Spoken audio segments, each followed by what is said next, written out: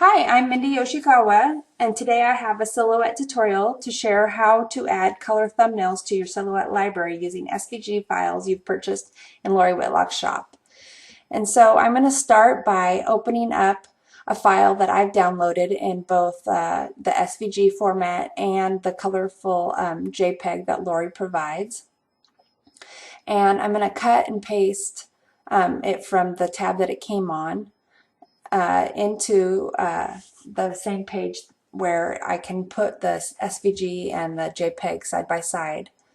And now I'm going to ungroup these shapes so that I can color them one by one. And I'm going to start by selecting this and using the fill color and matching the little eyedropper tool to the coordinating leaf.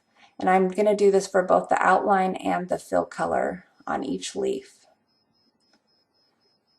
It's actually, it goes pretty quickly, and it's just really nice when you're flipping through your library to be able to see a little colorful thumbnail instead of a faint red outline.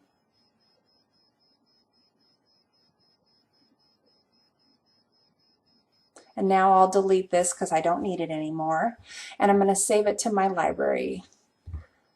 So I think perhaps you've seen me do this in other videos, but I'm just going to type in several keywords that anything that's related to this that I might type in and have this pop up in the future. And I'm going to use the name on the tab as my file name so that for future projects I know how to reference it in my blog. And I'm going to type in Lori Whitlock as the artist. I'm having a little typing trouble here.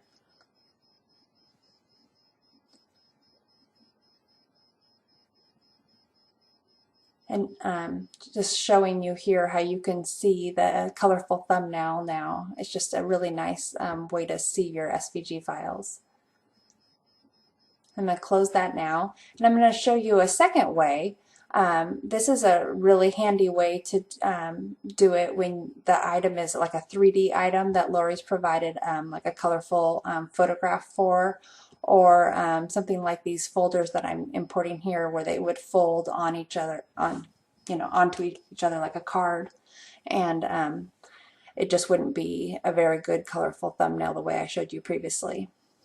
So I'm again going to cut and paste them side by side.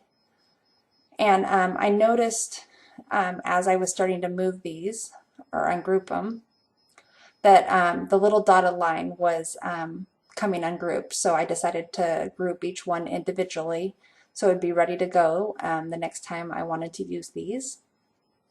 And I noticed here actually the little circles were cutouts, and in order to keep them as a cutout, I decided to do them as a compound path. Anyway, we're ready to go, so I'm going to scooch them over so that they are on the mat more centered. And you could just take this file, I just realized I need to bring it to the top layer so that when you save it to your library, it won't be on the back. So you could just take this file and use it as it is with the borders around it, and I'm going to enlarge it bigger than the cut files. You could do this really way beyond your mat, and it would just save it to your library without any red lines in it. But I'm a little finicky, and I want the most close biggest thumbnail possible of the actual image. So to get around that, I'm going to use my knife tool to crop it down to just the actual image. And so you'll see that if you hit Shift key while you're doing this, it will keep the line perpendicular and perfectly straight.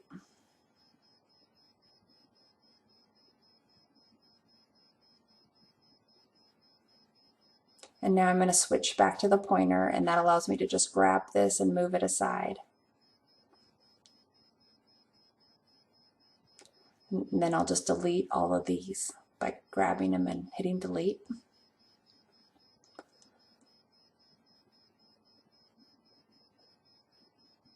Now in hindsight, I probably should have overlapped it just a little bit more because as you'll see when I save this to my library, it does show a little bit of the red outline from beneath with the actual folder image.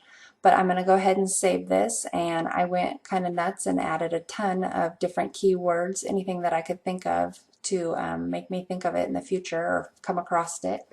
The one keyword I did forget was pocket, so I ended up redoing it after the video and adding that because there was a couple other errors too. For instance, right here, I meant to add the word 3x4 and I forgot.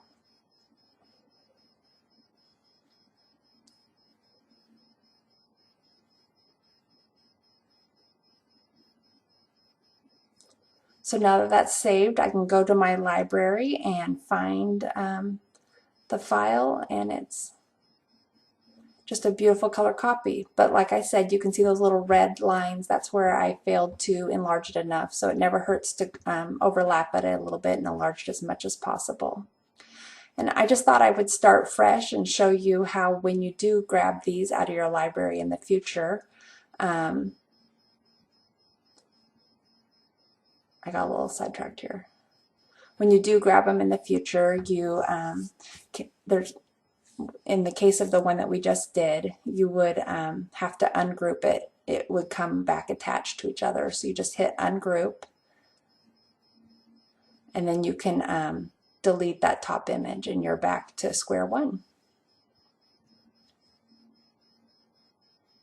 And in the case of the second image, when I grab it, the leaves, you just need to change the fill color back to nothing and change the outline to red. And it's really easy to do. I hope you've enjoyed it and I've taught you something new. Thanks so much for stopping by.